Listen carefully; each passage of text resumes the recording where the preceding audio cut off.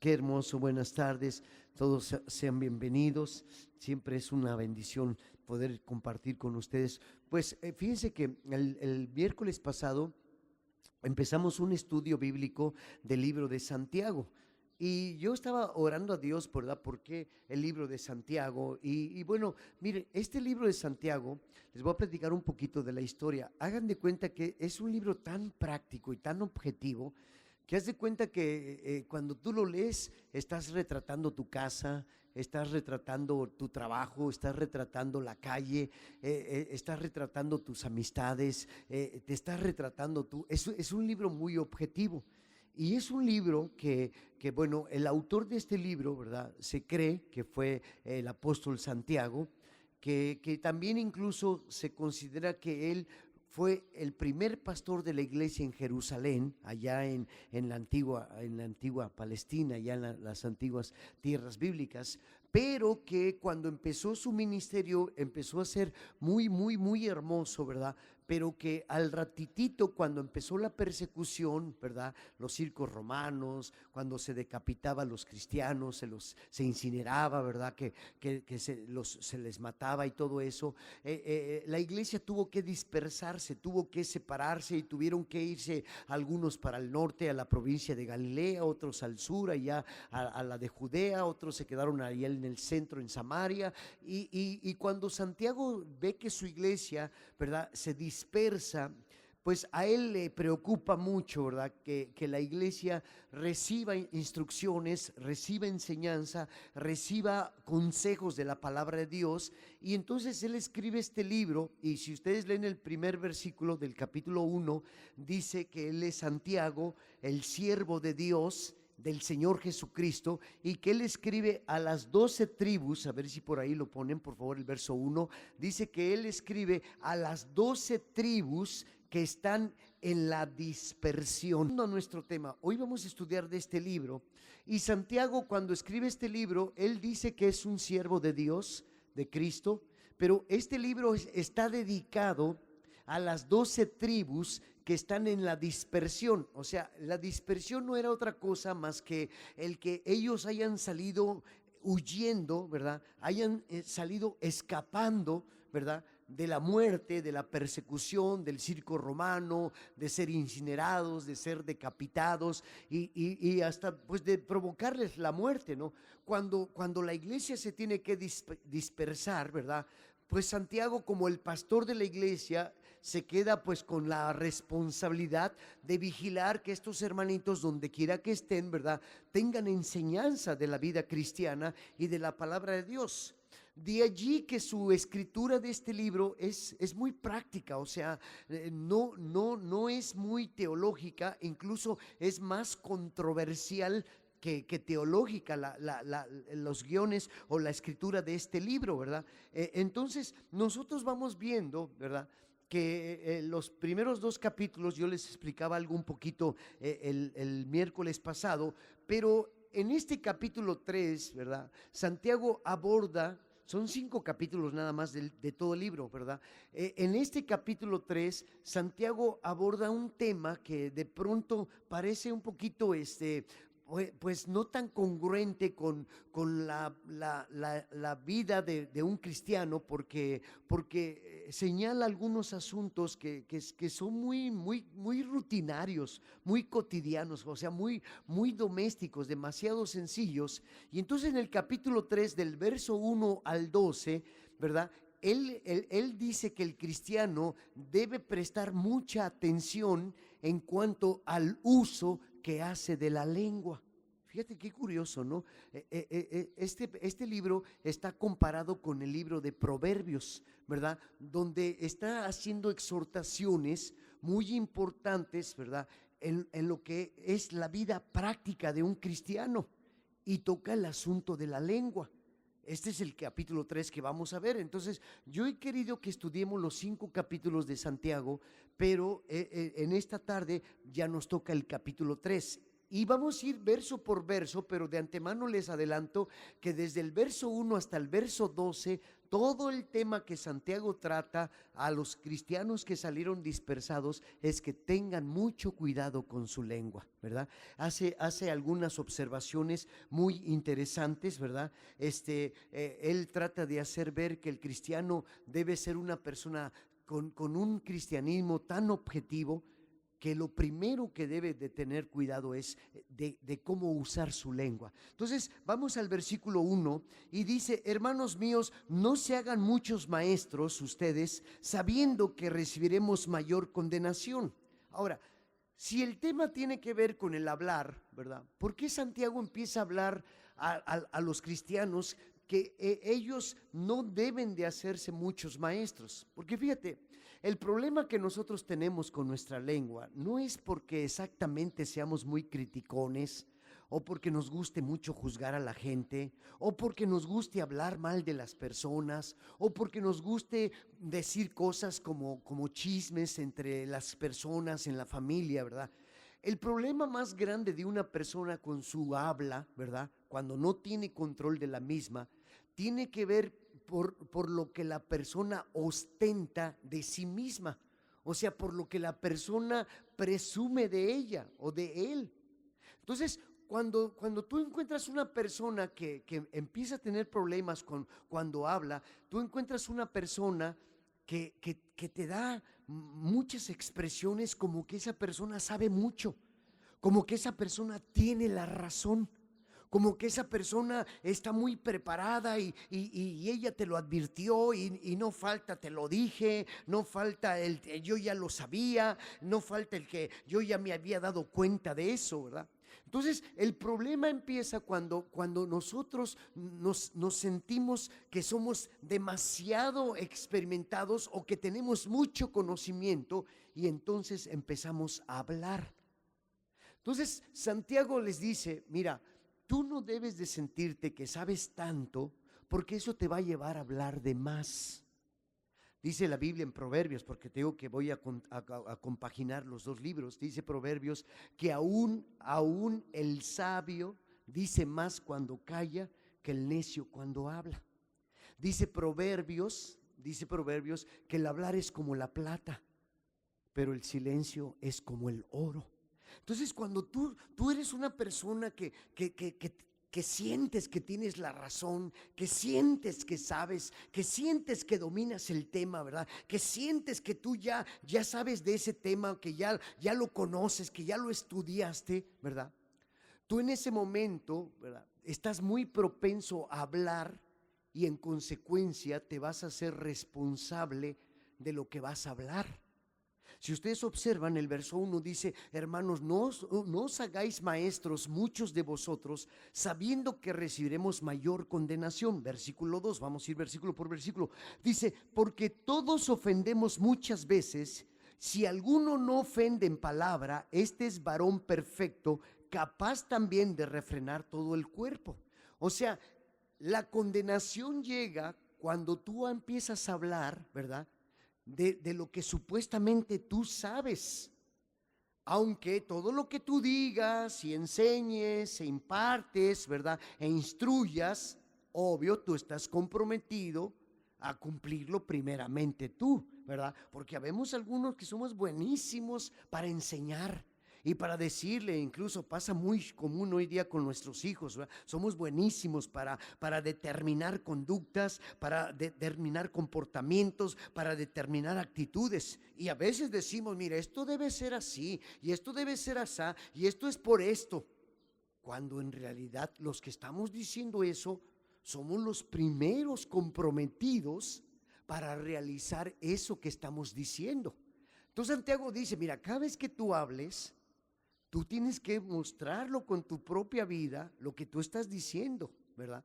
Y dice: porque de lo contrario, el maestro se hace merecedor de una gran condenación, porque él abrió la boca y empezó a dar instrucciones y empezó a dar enseñanzas y empezó a dar formas de conducta, ¿verdad? Cuando en realidad él era el primero que, si habló, tenía que cumplirlo. El capítulo 3, todo el capítulo 3 lo trata de la lengua, de lo que tú dices. Ahora, fíjate, en el verso 2, él señala lo siguiente. Dice que las personas, ¿verdad?, ofenden. Dice, todos ofendemos muchas veces. Dice todos, ¿eh? Es un elemento cuantitativo, o sea, no es un elemento circunstancial ni personal. Dice, todos ofendemos, ¿verdad? Pero dice, es interesante que cuando nosotros ofendemos, dice, la mayor ofensa, el distingo de las ofensas está en nuestra boca. Y dice, y si alguno que ofende, ¿verdad?, no ofende con su boca, dice, esta es una persona perfecta, capaz también de refrenar todo el cuerpo. Santiago dice que cuando tú tienes la capacidad de controlar tu lengua, dice, mira, no hay lujuria, escuchen esto, no hay lujuria, no hay lascivia, no hay inmoralidad sexual, ¿verdad?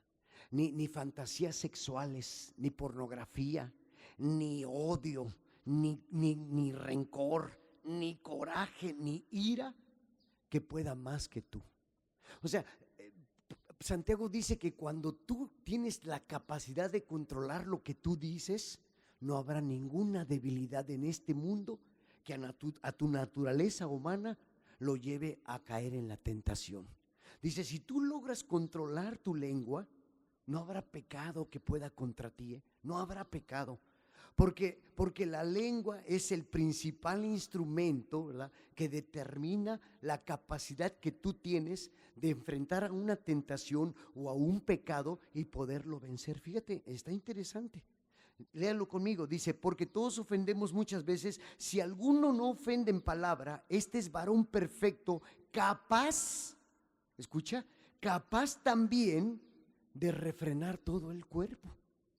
Entonces, muchas veces, y nos vamos a dar cuenta todo lo que es el capítulo 3 y el 4 y hasta el 5 si quieres, muchas veces el problema que nosotros tenemos con el pecado empieza en nuestra lengua. Empieza en la manera en que nosotros manejamos los conceptos de la vida, las ideas, los principios, ¿verdad?, los argumentos que se dan en nuestro diario vivir, en nuestra vida cotidiana. Ahora, él toca el tema de la lengua y lo pormenoriza un poquito más, y en el versículo 3 da la primera metáfora.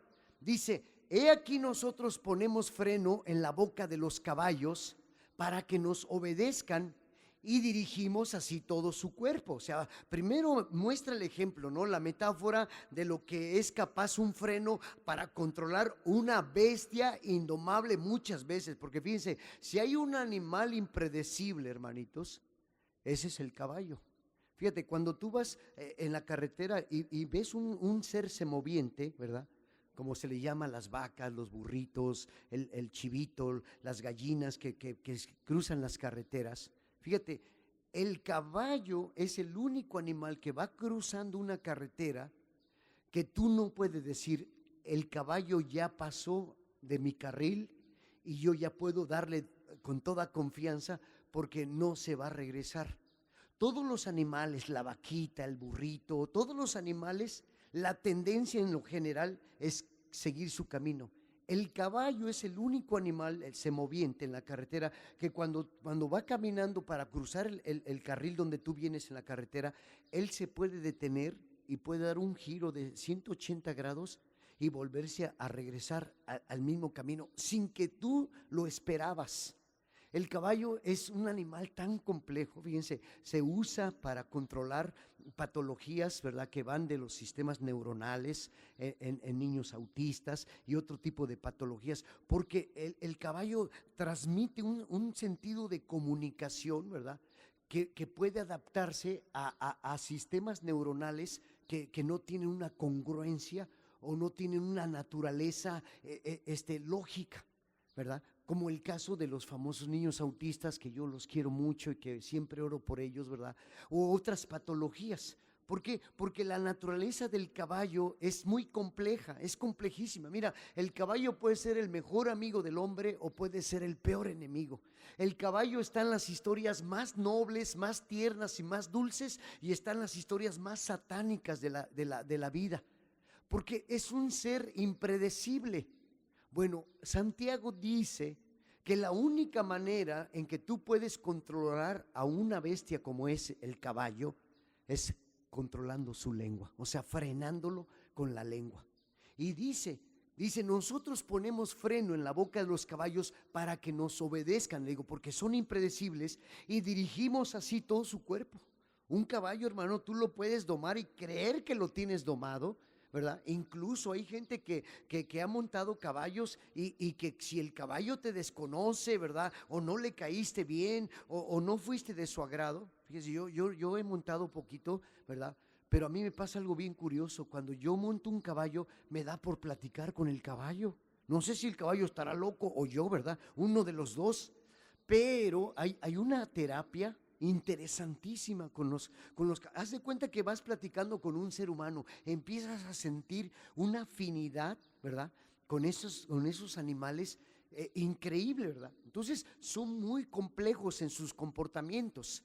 La única manera en que tú puedes controlar un caballo es poniéndole el freno en la lengua. Entonces, no hay otra forma. Y Santiago hace esa metáfora diciendo que cuando el cristiano no pueda controlar su lengua, el cristiano está acabado. O sea, cuando el individuo no tiene capacidad de que se le salió lo que no tenía que haber dicho, ¿verdad? Es una persona out, es una persona que está noqueada, hermanito, ¿eh? Cuando la persona, el individuo, la mujer, el hombre, el cristiano, sabe refrenar su lengua, es una persona que tiene dominio del escenario, de lo que está pasando, ya sea que haya enojo, que haya gritos, que haya violencia, que haya avaricia, que haya sensualidad, lo que sea. Cuando él tenga el control de lo que va a decir, lo va a dominar. Entonces, Santiago habla de la metáfora de la lengua y luego utiliza algo más técnico, más científico. Deja el caballo y dice en el verso 4, dice, miren también las naves, aunque tan grandes y llevadas de impetuosos vientos, son gobernadas con un muy pequeño timón por donde el que las gobierna quiere. Y es interesante que, por ejemplo, el Titanic y las grandes embarcaciones, los grandes jets, ¿verdad? Que se trasladan de un punto del planeta a otro punto y que pueden caminar miles y miles de millas, ¿verdad? A 30,000 pies de altura y con velocidades de 1,000 kilómetros por hora. Es increíble que con un timoncito, ¿verdad? Se van controlando. Hablando técnicamente, yo hice un viaje a Tampico el martes pasado y me fui en un avioncito chiquitito de 4 plazas, ¿verdad? Me tocó ahí muy cerquita ahí con el piloto y yo sorprendido, ¿no? Una ocasión ya me había tocado irme con el piloto ahí en la cabina, pero te quedas sorprendido, ¿verdad? Como un volantito, ¿verdad? Tiene toda la capacidad para aterrizar, para levantar, para controlar, ¿verdad? El vuelo de esas naves, ¿no? Te quedas sorprendido.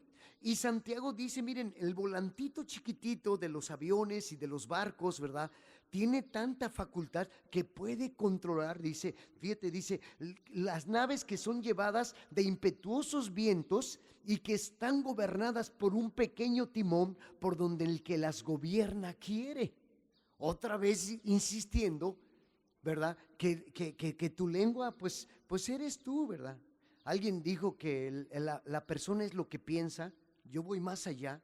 Yo digo que la persona es lo que habla. Jesús dijo, de la abundancia del corazón habla tu boca, ¿verdad? Acá decimos allá en los almuerzos, decimos que el que engordas piensa, hambre tiene, ¿verdad? Así van los dichos, para que te vayas dando cómo se van popularizando, pero cómo van cayendo en una realidad. O sea, tú eres lo que piensas y finalmente tú eres lo que hablas. Nada más, ni nada menos. Exactamente como está escrito aquí, ¿verdad? Entonces, Santiago deja el reino animal, se pasa a la tecnología y luego entra, hermanito, a lo práctico. Y dice en el verso 5, dice, así también la lengua es un miembro pequeño, pero se jacta de grandes cosas. Dice, he aquí cuán grande bosque enciende un pequeño fuego. ¿Sabes? Me encanta mucho la historia, a mí me gusta mucho la historia. Y yo me he dado cuenta que la mayor parte, por ejemplo, la Primera Guerra Mundial, 1916, por ahí así, 1917, en el mero ombligo de la Europa antigua, ¿verdad? Entre los países allí hermanos, como lo era Bélgica, la Alemania, la Austria, ¿verdad? Se desata un juego de palabras entre dos individuos que estaban cortejando a una dama. Y el cortejo, ¿verdad?, de esa dama lo llevó, ¿verdad?, a estos dos príncipes, elementos de la realeza, cada quien en su hermano reino, ¿verdad?, porque eran hermanos de reinos unidos, ¿no? El último Reino Unido lo compone la Gran Bretaña, un poquito allá de la Europa del Norte, pero eran reinos unidos. Bueno, la Primera Guerra Mundial vino a consecuencia de un malentendido de dos tipos que sí eran de la realeza, eran de sangre azul y todo, que tenían una pugna por una dama. Y empezaron los problemas. Si ustedes analizan los grandes conflictos, hermano, empiezan en la lengua. Y de ahí viene sangre, viene odio, viene rencor. Pero cuando a una persona se le suelta la lengua, por más amor que haya, por más cariño que haya, por más respeto que haya, hermano, todo eso se viene abajo, ¿eh? Yo conozco padres con hijos e hijos con padres que cuando el hijo se le ocurre decir una mensada al papá o la mamá, se le acabó el corrido, hermanito. Y cuando la persona te deja el veneno, nomás te dice, mira, a lo mejor no va a ser nada, o a lo mejor va a ser todo, pero con que te diga, y a veces hasta viene la réplica, no me andes amenazando. Y la otra persona, pues ya te dije, te vas a acordar de mí y esto no va a quedar así. Y no voy a descansarte hasta verte pudriéndote en el infierno, te voy a hacer pedazos a ti y a tu familia. Hermano. Y es la lengua, ¿eh? Finalmente, ¿sabes quién gana? Aunque el otro haya estado aplastado, ganó la lengua. Entonces, Santiago le da la importancia que corresponde a la lengua, y cada uno de estos versículos, desde el 1 hasta el 12, ¿verdad?, va manejando la problemática que se da en la lengua. Dice el verso 6, dice, la lengua es un fuego, es un mundo de maldad. La lengua está puesta entre nuestros miembros y contamina todo el cuerpo. Inflama, ¿verdad?, la que enciende la rueda de la creación, y ella misma es inflamada por el infierno. O sea, toda la provocación, el impulso, el empuje, ¿verdad?, viene del mismo infierno, porque lo que va a provocar una lengua desordenada, una lengua sin temor de Dios, una lengua sin respeto, hermano, va a causar tantos estragos como el mismo infierno. Entonces, Santiago trata el asunto de la lengua, ¿verdad?, tratando de entender a los cristianos, ¿verdad?, cuáles deben de ser los cuidados y las consideraciones de su hablar. Dice el verso 7, porque todas las naturalezas de las bestias, de aves y de serpientes, de seres del mar se doman y han sido domadas por la naturaleza humana. Ese versículo 7 refiere incluso a las mitologías griegas, a los tiempos de los imperios, el mismo imperio egipcio, donde incluso ustedes recordarán que las serpientes eran controladas y que había ciertos animales, ¿verdad?, que venenosos, mortales, que aún los podían controlar. Ustedes se acuerdan cuando Moisés avienta su vara, ¿verdad?, para que el faraón deje salir al pueblo, y se hace una víbora, ¿verdad?, tremenda, y entonces el faraón manda a traer a sus encantadores y ellos avientan también sus varas y se convierten en serpientes. Había conocimiento de que las serpientes podían ser encantadas y podían ser domadas, ¿verdad? ¿Por qué? Porque bueno, pues desde la antigüedad ya había esa práctica. Y entonces Santiago les da a entender que ellos ya saben que esos animales, dice las bestias, aves, ¿verdad?, serpientes, seres del mar, se doman, porque ya tenían esa experiencia y han sido domados por la naturaleza humana. Pero ningún hombre puede domar la lengua, que es un mal que no puede ser refrenado, llena de veneno mortal. Dice, fíjate qué tan perversa es la lengua, que así como ahorita tú le cantaste a Dios, ahorita saliendo tú te vas a echar a varias personas juzgándolas, criticándolas y hasta maldiciéndolas. Fíjate qué cosa tan tremenda, ¿eh? Lo que la naturaleza no puede hacer, ¿verdad? Porque después ponen el ejemplo de una fuente donde sale agua salada y agua dulce. Nosotros sí lo podemos hacer. Yo ahorita puedo estar alabando a Dios y terminando yo puedo empezar a maldecir a este, a aquel, al otro, ¿verdad? ¿Por qué? Porque esa es la naturaleza de la lengua, esa es la característica que tiene una lengua. Dice Santiago, dice, nadie la puede domar porque incluso con ella bendecimos a Dios y Padre, verso 9, y con ella maldecimos a los hombres que están hechos a la semejanza de Dios. De una misma boca proceden bendición y maldición. Dice, hermanos míos, esto no debe ser así. No es posible que nosotros no entendamos la realidad demoníaca perversa que se encuentra en la lengua de los seres humanos. Dice la Biblia, hermanito, dice que esto no puede ser así. Dice, de una misma boca no pueden salir cosas buenas y cosas malas. Dice, hermanos míos, esto no debe ser así. ¿Acaso alguna fuente hecha por una misma abertura, agua dulce y amarga? Hermanos míos, ¿puede acaso la higuera producir aceitunas o la vid higos? Así también ninguna fuente puede dar agua salada y dulce. Ahora, del versículo 13 al versículo 18, o tal vez hasta el capítulo 4, los primeros 2 versículos, viene la explicación del por qué nosotros, ¿verdad?, no tenemos el control de nuestra lengua y el por qué nosotros expresamos las cosas que expresamos, porque hay una explicación, mi hermano, que tiene que ver con el entendimiento y la sabiduría, el contenido que nosotros adquirimos en nuestro diario vivir, la educación, la escuela, las enseñanzas, la cultura, la manera en que nos informamos, que son los elementos que van a determinar si tu lengua es sabia o si tu lengua es ociosa o venenosa. Entonces, en el verso 13 empieza a dar la explicación por qué la lengua puede ser tan mortal. Y dice, ¿quién es sabio y entendido entre vosotros? Muestre por la buena conducta sus obras en sabia mansedumbre. Pero si tenéis celos amargos y contención en vuestro corazón, no os jactéis ni mintáis contra la verdad, porque esta sabiduría no es la que desciende de lo alto, sino es la terrenal, la animal y la diabólica. Porque donde hay celos y contención, allí hay perturbación y toda obra perversa. ¿Qué quiere decir esto, pastor?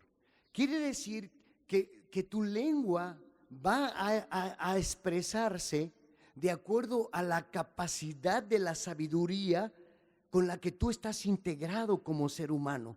Si tu sabiduría es terrenal, animal o diabólica, todo lo que tú digas tendrá ese efecto, todo. Repito, las personas no exactamente somos lo que pensamos. Yo voy más allá. Las personas somos lo que decimos.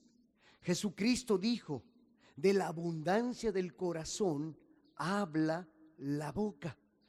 Toda la información y el contenido con el que tú te nutres para poder tener o emitir una expresión, una opinión, un comentario o abrir tu boca, determinará, ¿verdad?, la sabiduría con la que tú hablarás.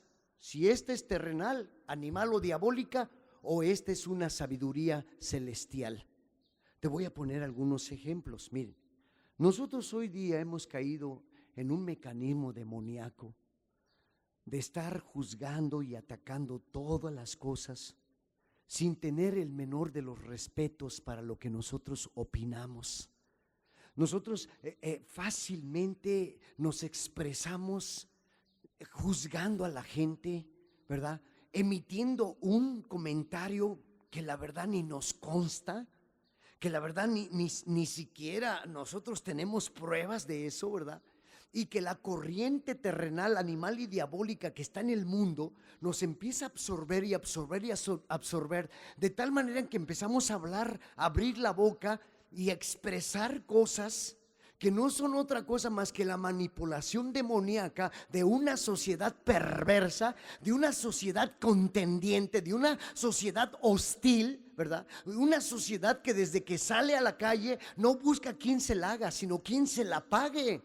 Porque nosotros estamos viendo un mundo perverso con una sabiduría animalesca, terrenal, 100% basada en las cosas de este mundo, y por si eso fuera poco, una sabiduría demoníaca.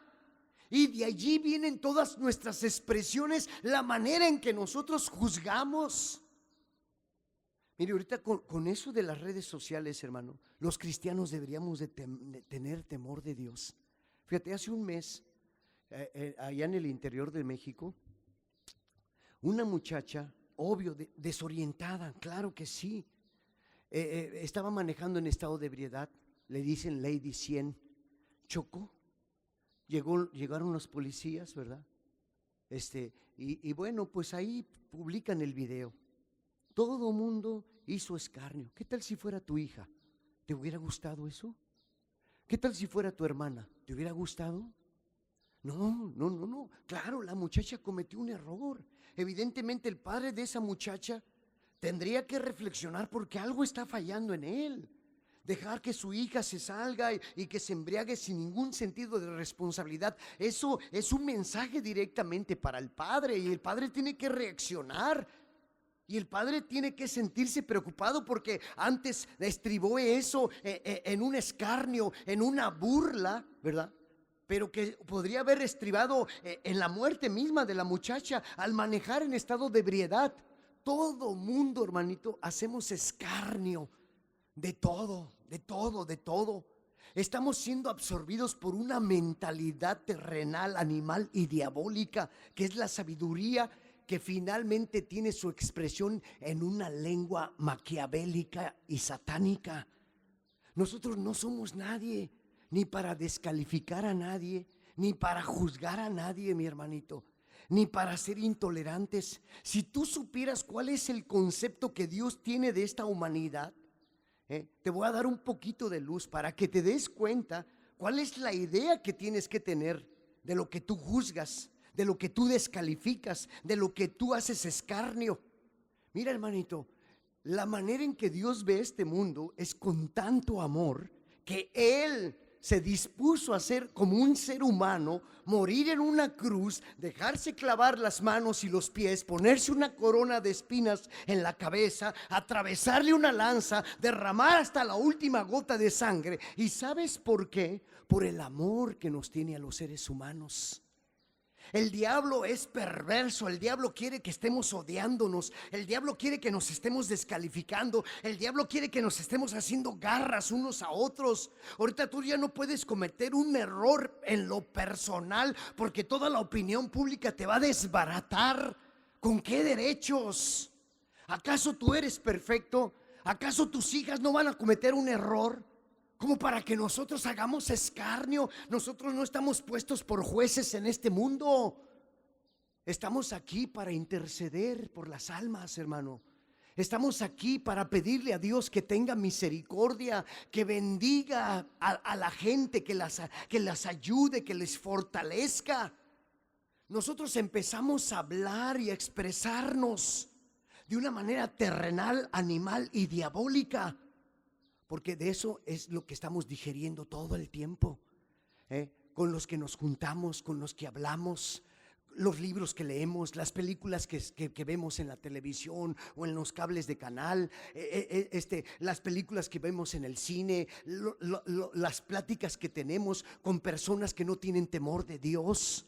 Cuando nosotros deberíamos de ser luz para esas oscuridades, resulta que llegamos a ser igual que ellos o hasta peores, porque una persona sin temor de Dios se le puede comprender que haga escarnio y burla de los demás. Pero nosotros que tenemos el temor de Dios, que tenemos la sabiduría divina, ¿verdad?, que tenemos la mente de Cristo, no podemos descalificar a nadie, no podemos meternos a hacer una polémica, una crítica de un ser semejante a nosotros. ¿De dónde? Jesús dijo: no juzgues para que no seas juzgado.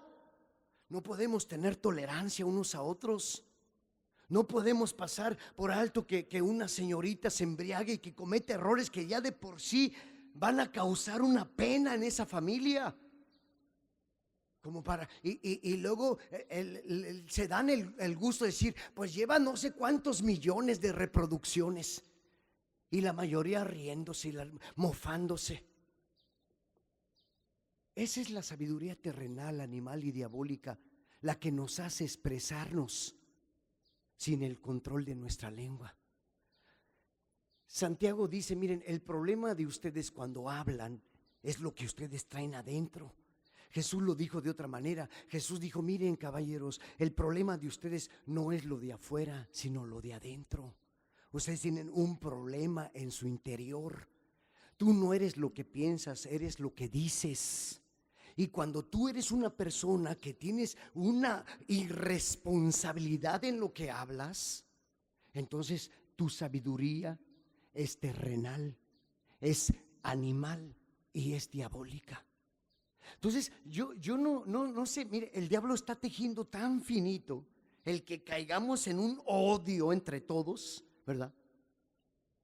Que lo podemos ver desde los mismos senos de los hogares, las familias, ¿verdad? En las empresas, los compañeros de trabajo, en las escuelas. O sea, nos tiene peleados a todos, hermanito. Así nos quiere tener peleados, descalificándonos, juzgándonos. Pero ¿qué te pasa? No. Tú tienes que mirar, Reynosa, como la mira Cristo. ¿Y sabes cómo mira Cristo a Reynosa? Con amor, con misericordia. La Biblia dice que la misericordia de Jehová es nueva cada mañana. Si hoy llegó la maldad a un punto extremo ante la mirada de Dios, ¿sabes qué hace Dios, hermanito? Al otro día, cuando va a amanecer, se quita toda esa maraña, ese humo, ese ambiente pecaminoso, limpia de su vida, de su mirada, y entonces expande su misericordia sobre esta ciudad de Reynosa. Ama a tu prójimo. Cuando no coincidas con alguien, déjalo por la paz, ora por él. Si tú no estás de acuerdo con el empresario de allá, con algún miembro de tu familia, incluso entre el matrimonio donde se da tanta rispicidad, tanto conflicto, hermanito. Mira, nosotros tenemos 35 años de casados. Mi esposa y yo somos esa clásica pareja que somos disparejos. Dicen que la pareja dispareja es la mejor pareja. Y no te creas, no es fácil. Somos muy diferentes, pero hemos aprendido algo. Hemos aprendido a apoyarnos en nuestras debilidades. Hemos aprendido a estar hombro a hombro en las buenas y en las malas. Hemos aprendido a superar los errores del uno y los errores del otro. Y a veces acabamos llorando. Tenemos una gran responsabilidad con ustedes, con nuestros jóvenes, con los niños, ¿verdad? Y no somos la pareja perfecta, pero hemos aprendido a no descalificarnos. Yo le digo, tú eres la mejor esposa, y ella me dice, tú eres el mejor esposo. Y vamos hermanito, caminando juntos por 35 años, y yo era pastor antes que me casara con ella, y cuando ella llegó, y nos la hemos visto duras, y hemos aprendido a no descalificarnos. Tienes tu esposa, hombre. Si ya no la amas igual, eso es comprensible. No creas que nos está sorprendiendo. No te vamos a satanizar. Hay muchos efectos que conllevan a que el amor no sea el mismo, por supuesto, ¿verdad? Que va desde la intimidad hasta lo que tú le quieras poner, la costumbre, la rutina, el desgaste natural, etcétera. No digo que lo vas a amar como la primera vez, pero que el respeto y la voluntad de permanecer juntos como se lo prometieron mutuamente deben ser el factor que determina esa unidad. Y si tú conoces a tu vieja, hermanito, como dicen, tú ya sabes cuáles son sus errores. Si es argüendera, si es embustera, si es habladora, si es arrogante, si cada vez que habla te da un buen golpe, ¿verdad? Te lastima. Pues ya la conoces. O sea, cuando vaya a hablar, ¿verdad? Cierra las orejas así. Entonces, hermano, vamos a llenarnos de la palabra de Dios, pero con responsabilidad. ¿Sabes? Yo veo muchos hermanos aquí que le gusta contender la Biblia, que les gusta 4 años en un seminario para estudiar la Biblia. Tengo 35 años predicando la palabra de Dios en esta iglesia, hermanito, y todavía siento que no sé nada. Y para predicarles un sermón le pienso cómo le voy a hacer, porque trato de hacer lo más sencillo, ¿verdad? Obvio, la predicación de un pastor siempre se toma mal, porque como yo sé la situación de ustedes, ¿verdad? De todos, qué está pasando, porque me han pedido oración, porque han venido a una consejería, cualquier cosa que yo diga va a ser usada en mi contra. Lo está diciendo por mí, porque le ha de haber dicho fulano. No, hermanito. Si tú crees que yo voy a usar un sermón en un auditorio de 1500 personas para dedicártelo a ti, hermanito, pues la verdad sí te quiero mucho y vales mucho para Dios, pero dedicar un sermón para una sola persona aquí se me hace mucha elocuencia. No creo que debe ser así. Es la palabra de Dios. Viene un predicador de Guatemala, de Chicago, de Houston, de México, predica, todo el mundo amó esa predicación, todo el mundo. Oye, pues si el pastor se las vive diciendo todos los días, no, pero eso fue una pedrada para mí, porque él así es, porque él supo. Pero seamos conocedores de la palabra de Dios. Cuando tú conozcas la palabra de Dios, hermanito, tú vas a hablar diferente, porque vas a tolerar, porque vas a respetar, porque vas a amar, y no te vas a poner como un maestro. No os hagáis muchos maestros, sabiendo que recibiréis mayor condenación. Mira, yo he estado en discusiones de personas que discuten la Biblia, y así, aquí tengo, hermanito, para aventar una cátedra. ¿Y sabes qué? Es más, déjame decirte, en toda la historia de mi enseñanza bíblica, he platicado 2 veces con los testigos de Jehová, y me han provocado y me han buscado y me han retado a tener una discusión teológica con los testigos de Jehová, los mormones, hermano. ¿Y sabes qué, hermanito? Yo digo, la palabra de Dios no se va a discutir. Si tú la sabes, hermanito, vas a tener tanto respeto a la misma palabra que no vas a tratar de ponerla en evidencia para avergonzar a otro. Fíjate, hasta ese extremo. Cuando yo veo que empiezan a decir, no, oiga, mira, hermanito, dice el corito, yo como ni sé leer, ni en letreros me fijo, manito, ni en letreros me fijo, ¿verdad? ¿Por qué? Porque no se va a discutir. Ámala, vívela. Y él sabe, pastor, él sabe, pregúntele. No, él tampoco sabe, no sabemos, ¿verdad? Ponte en oración, en ayuno, pide al Señor dirección. Empieza a leer la Biblia sistemáticamente, cronológicamente. Yo estoy leyendo 4 capítulos diarios de la Biblia, hermanito. Me llevo tantas sorpresas, tantas. Hace poquito leí del sacerdote Esdras, me quedé tan impresionado, ¿verdad?, de lo que él vivió con el rey Ciro y con el rey Darío de Persa. Me quedé impresionado, hermanito, de la manera como el sacerdote Esdras manejó la problemática que había en Jerusalén. Entonces, hermanitos, vamos a mostrarle a la gente el amor, vamos a amarnos unos a otros. Si tú no coincides con alguien, pídele a Dios que lo bendiga, que lo ayude. Si tú estás en pugna con alguien, ¿sabes qué, hermanito? Vieja, perdóname, hombre, me exalté. Sí, es cierto, tú tenías razón, vieja. Porque el sabio dice más cuando calla que el necio cuando habla. Oremos, hermanitos. Padre, que en esta tarde, Señor, de acuerdo al estudio de Santiago capítulo 3 y 4, porque todavía el 4 habla mucho de ese tema, sea una bendición para nosotros. A veces, Padre, nosotros queremos entender más de la Biblia, pero es importante que te demos el lugar que te corresponde, el amor, la misericordia. Que nosotros, Padre, no descalifiquemos a ningún otro ser humano, que respetemos en silencio cuando no coincidamos con alguien, que las redes sociales no sean instrumentos satánicos para que los cristianos caigamos en las difamaciones. exponiendo opiniones con sabiduría terrenal, animal y diabólica. Qué bonito es un cristiano reservado, propio, prudente, que cuando emite una expresión lo hace con amabilidad, que cuando dice, Señor, acerca de lo que es su opinión, así como Santiago lo dice claramente, dice que la sabiduría de ese cristiano debe ser pacífica, amable, benigna, llena de misericordia, de buenos frutos. Así debe ser la opinión del cristiano, Padre, porque esa es la sabiduría de Dios.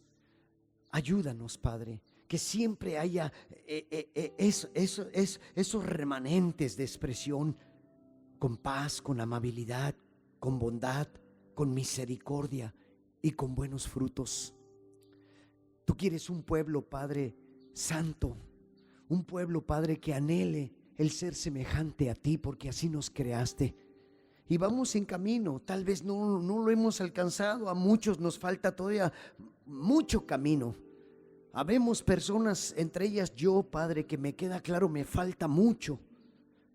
Pero tú me estás dando sabiduría cada día a ser prudente, a ser recatado, a ser reservado. Y cuando emita una expresión, debo ser amable, debo ser cordial, debo ser misericordioso. Esa es la sabiduría tuya, Padre, según la enseñanza de Santiago 3. Ministra tu iglesia, Padre, y ayúdanos, Padre, a honrarte con todo nuestro corazón.